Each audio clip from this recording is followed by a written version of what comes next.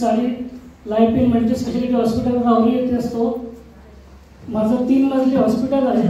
ICU आहे, dialysis centre आहे, OT आहे, ऑपरेशन थिएटर आहे, सर्व गोष्टी आहेत. मी एकदम वेल सेट आहे.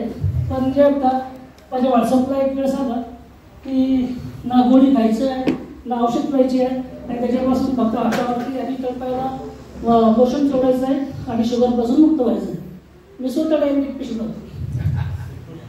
पण खरं सांगू, 8 दिवसामध्ये माझी GM1 नावाची ग्लायकोपेट GM1 नावाची गोळी बंद झाली.